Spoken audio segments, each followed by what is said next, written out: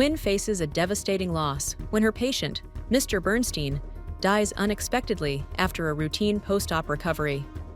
Plagued by guilt and uncertainty, Quinn struggles to understand what went wrong. As she attempts to comfort Mr. Bernstein's grieving son, Brad, the situation escalates tragically. Brad, consumed by grief and anger, pulls out a gun and points it at Quinn. At that point, the sound of a gunshot is heard. Who fired the shot? Was it Brad, or did someone else intervene? Is Quinn injured? What will happen to Brad? How will this tragic event impact Quinn's career and personal life? You killed my father, Brad stammered. Tears streamed down his face, and his body shook with rage as he pointed the gun in his hand at Quinn's forehead. Quinn squeezed her eyes shut as a gunshot rang out, and everyone in the hospital lobby darted away, screaming in fear. Quinn opened her eyes. She looked down at her body apprehensively. She patted down her arms and chest to make sure. Somehow, she had no wounds and felt no pain, but she was gasping for air as if she'd just completed a marathon. Quinn looked back to Brad. He held the gun up toward the ceiling. One of the light bulbs above them was broken, and glass littered the floor.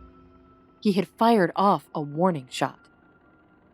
Quinn looked around and saw no one was injured. She breathed a small sigh of relief. Quinn didn't want anyone else hurt because she had failed to save a patient. A circle of hospital workers slowly surrounded them. Quinn spotted a security guard on her far right. He had his hand on his weapon and was ready to draw. But Quinn held her hand out to him, miming a stopping motion. "I got this," she mouthed to the security guard. The guard nodded but kept his hand on his gun. "I will get out of this. I will see my children again," Quinn promised herself. She could picture Sammy and Denny now, waiting for her back at home, ready for dinner. Quinn had so much to live for. She was so close to finding out if Fred's son Jake was also her son. She was a mom, and she was going to watch her children grow up. They would not grow up without parents like she did. Brad's voice shook her back to the present. "Don't you dare," Brad warned the security guard. The guard removed his hand from his weapon and took a step back.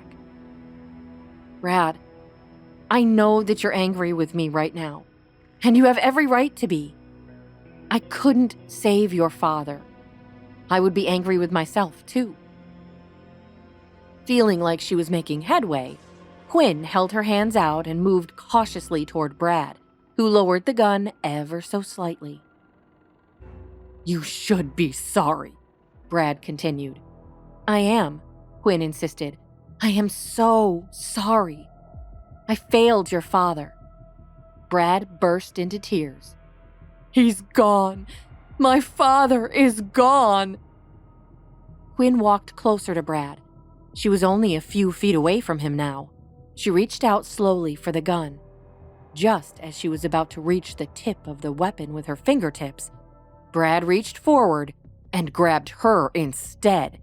Brad spun Quinn around and pinned her to his chest with his arm. "Do you think I'm an idiot? I know what game you're trying to pull. You're not getting away from me. You need to pay for this."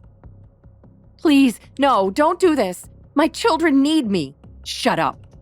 Brad waved the gun at the crowd once again, this time shouting, "Let me out!" And sure enough, the crowd parted for him obediently, and Brad dragged the unconscious Quinn out of the hospital lobby and into the dark of the night. Later that day, across town at RexCorp, Fred rushed to finish up the last bit of his paperwork. He wanted to call Quinn and arrange a dinner with her and the kids.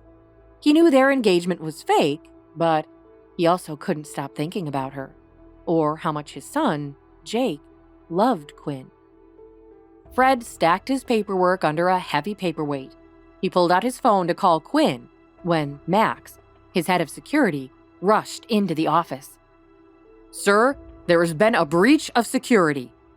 "Here or at home. Is Jake okay?" Fred asked. His mind raced with all the possibilities of danger. He'd had numerous threats as CEO of RexCorp over the years. No alarm bells were ringing in the building. He glanced at his cell phone, but there were no alerts from his home security system either. Neither, sir. Jake is safe. He's with Quinn's housekeeper, Nora, and the other 2 children. What's going on then? Fred asked. Max's shoulders slumped. It's Quinn, sir. She was taken at gunpoint from the hospital. What? Fred roared. I thought we had established a security detail for Quinn. Max avoided eye contact with Fred. An oversight, sir. We assumed the hospital would be safe and that most threats would be targeted at you directly. Fred wanted to scream. He rubbed a hand down his face in exhaustion. He didn't want to lose Quinn now. He didn't think that he could handle telling Jake she was gone. Call in the whole security team and our contacts with the police. We have to find her. Of course, we will find her, sir, Max promised. You better, or it's your job on the line, Fred yelled. As Quinn finds herself in a terrifying situation, kidnapped by a grieving and unstable man, her life hangs by a thread. Meanwhile, her unsuspecting fiancé, Fred, oblivious to the danger she's in, prepares for a romantic dinner with her and his son. But his plans are shattered when he learns of Quinn's abduction. As the search for Quinn intensifies, a chilling question looms. Will Fred and his team be able to find her before it's too late? Will Quinn be able to escape her captor and return to safety? Will Fred finally discover the truth about Quinn's past and the secrets she's been keeping? Hey, I'm Jenny. If you're wondering what happens next, download the Pocket FM app now and listen to the exciting episodes of A Mother's Battle.